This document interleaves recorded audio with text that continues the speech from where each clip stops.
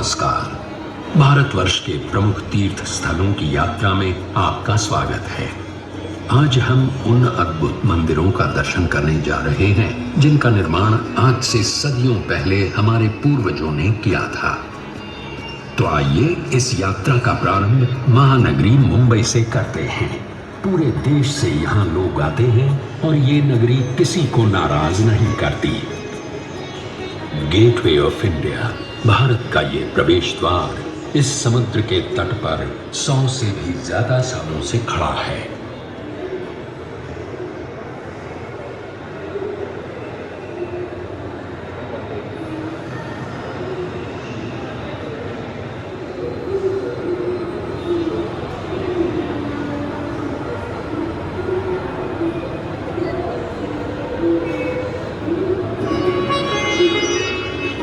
यहाँ के जो प्रमुख मंदिर हैं उनमें से एक है श्री गणेश जी का श्री सिद्धि विनायक मंदिर। तो पहले दर्शन करते हैं श्री गणेश जी के और दर्शन करने के साथ ही साथ ले लेते हैं गणपति बाप्पा का आशीर्वाद भी। इस मंदिर का निर्माण श्रीमती देवबाई पाटिल ने 16 नवंबर सन 1801 में करवाया था। ये मंदिर और ये देवता यहाँ आने वाले किसी भी श्रद्धालु को निराश नहीं करते और सबकी मनोकामना पूरी करते हैं।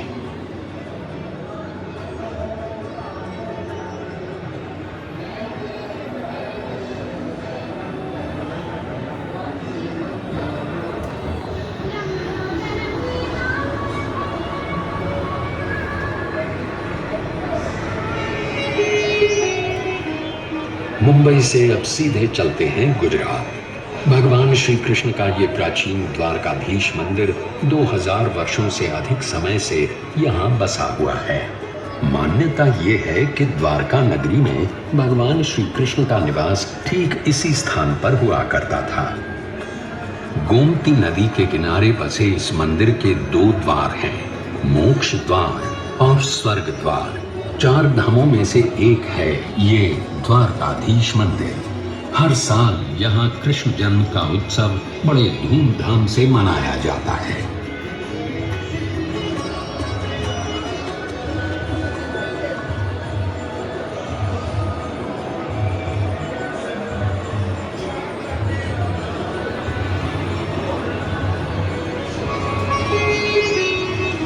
अब हमारी यात्रा नर्मदा के उस पार उत्तर दिशा में होगी। हम वाराणसी नगरी से होते हुए दर्शन करने जाएंगे 4 धामों में से एक और धाम श्री केदारनाथ जी के।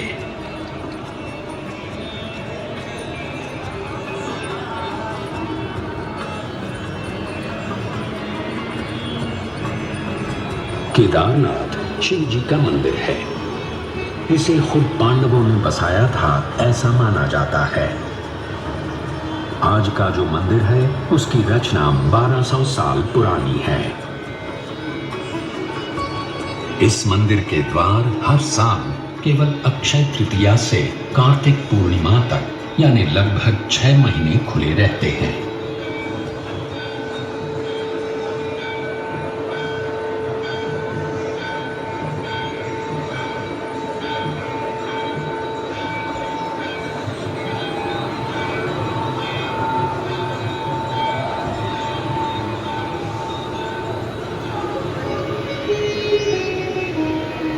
हिमालय के गढ़वाल क्षेत्र की पहाड़ियों में बसा बद्रीनाथ जी का मंदिर भी लगभग 3000 वर्ष पुराना है।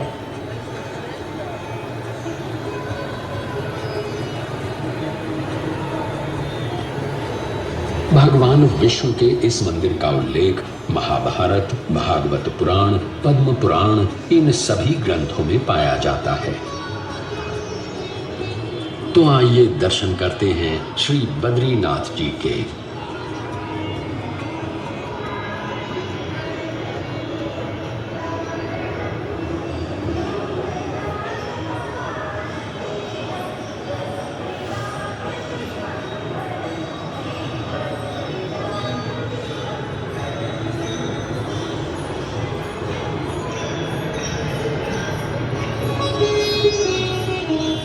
सदियों से लाखों करोड़ों लोग आषाढ़ी एकादशी के दिन भगवान विट्ठल के दर्शन के लिए महाराष्ट्र के पंढरपुर पहुंचते हैं।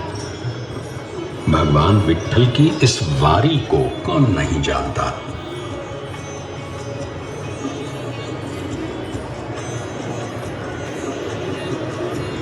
आठ 800 साल पुराना ये मंदिर भक्त पुंडलिक की भक्ति का प्रमाण भी है और महाराष्ट्र की संत परंपरा का आधार भी।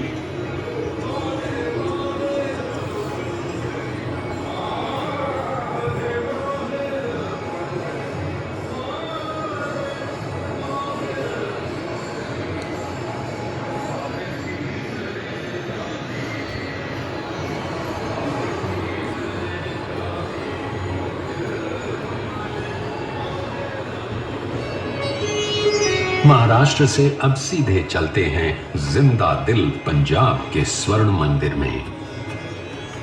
सिखों के चौथे गुरु श्री गुरु रामदास जी ने ये मंदिर 1577 में बनवाया था और 18वीं सदी में महाराजा रणजीत सिंह जी ने 750 किलो स्वर्ण अर्पण करके दरबार साहिब को सोने से सजाया था। ये अकाल तख्त है और ये है गुरु ग्रंथ साहिब। वाहे गुरु जी दा खालसा, वाहे गुरु जी दी फतेह, जो बोले सो निहाल, सत श्री अकाल।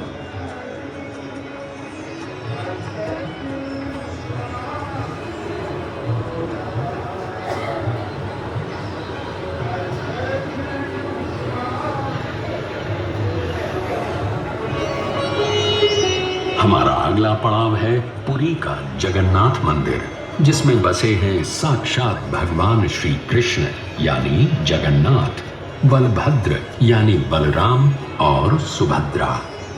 भगवान जगन्नाथ का ये मंदिर सुप्रसिद्ध 4 धामों में से एक है और 4 धाम की यात्रा की शुरुआत भी यहीं से की जाती है। सन 1174 में कलिंग देश के राजा अनंत वर्मा ने इस मंदिर का निर्माण करवाया था और तब से भगवान जगन्नाथ की रथ यात्रा पूरे विश्व में विख्यात है।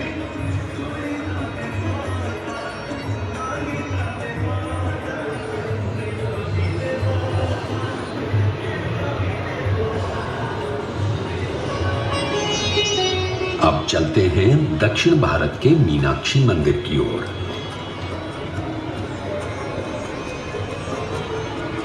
मीनाक्षी जो देवी पार्वती का रूप है, उनके मंदिर का ये 1000 स्तंभों का दालान है। 2500 वर्ष पुराने इस मंदिर के 50 मीटर ऊंचे 14 गोपुरम वास्तुशिल्प के सौंदर्य का प्रतीक है। इस मंदिर में 33,000 मूर्तियां हैं और यहाँ दर्शन के लिए रोज 15,000 से भी अधिक भक्त आते हैं।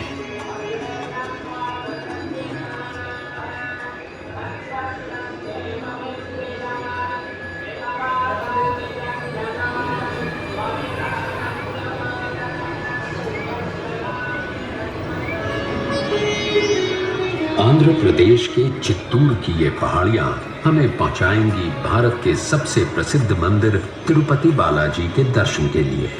1700 साल पुराना ये मंदिर हमारे प्राचीनतम मंदिरों में से एक है।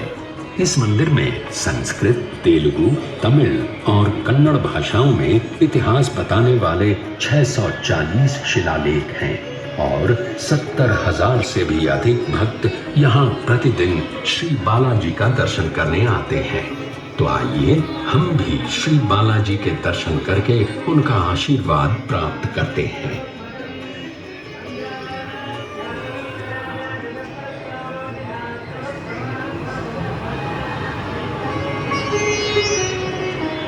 अब इस तीर्थ यात्रा के समापन का समय आ गया है, पर इसे समाप्त करने से पहले चलते हैं शिरडी और ले लेते हैं साईं बाबा का आशीर्वाद। यही वो 100 साल पुरानी शिरडी है, हमारे साईं की शिरडी।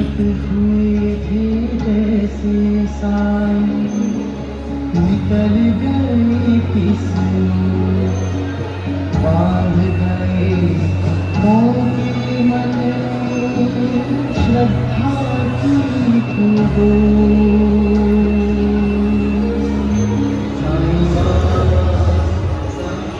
तो अब अनुमति दें, साईं बाबा के आशीर्वाद के साथ इस तीर्थ यात्रा का समापन करते हैं। हमें आशा है कि आपकी ये यात्रा सफल हुई और आप हमें फिर से आपकी सेवा करने का मौका जरूर देंगे। नमस्कार।